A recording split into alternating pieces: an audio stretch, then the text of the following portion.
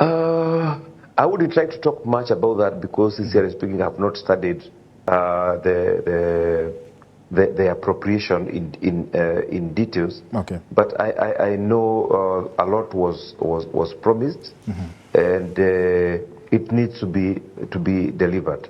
But we must remember, Rome was not built in one day. We cannot deliver all the promises on day one or on year one.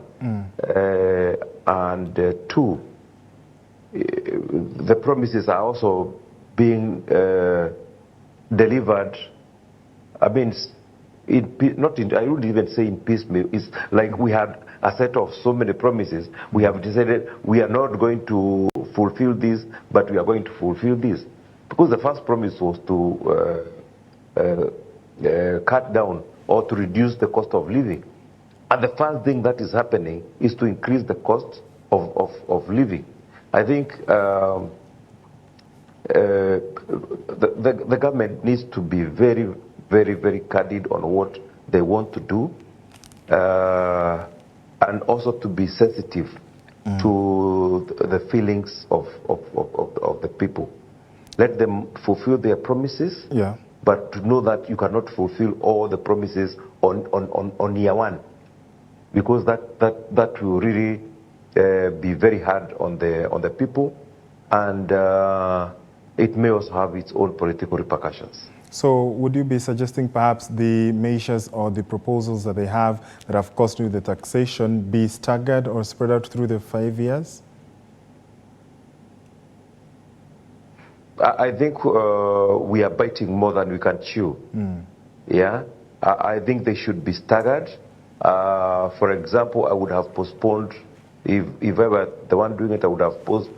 If I'm doing increasing VAT on fuel, I would have postponed the building levy to another year, or look for another way of getting the building levy. But putting the two of them together is too much. It's too much for our people. And when you look at also the internal borrowing, that is the bank rates and we talked a little bit about that, but let's go into details about the bank rates and the government's local borrowing. What does that do in terms of affecting the borrowing rates of when Kenyans go then to borrow? Does that also mean that the repayment will have major repercussions? If you remember, when President Kibaki said he will stop borrowing from local banks. Yes. Our banks were left with so much liquidity that they started going around in supermarkets, in malls, putting tents out there, asking people to open accounts so that they can borrow loans from the banks. And the interest rates naturally went down. Now, today, the banks don't have money to lend because the government is borrowing every week. Every week is borrowing so much money from the local markets. And you have never seen an auction of a certain law court or a certain hospital because the government has not paid its loan. The government is known as a good payer, and that is why even the interest rates to the government is lower. So if you go to line up in the bank, you want to borrow some money, and the government is next to you lining up, the bank manager will not even attend to you before attending to the government. And that is exactly what is happening. All the money is borrowed by the bank, by the government, so the little that remains for wananchi, who are now perceived as risk borrowers, is loaned at a very high interest rates. That makes the cost of money to be very expensive.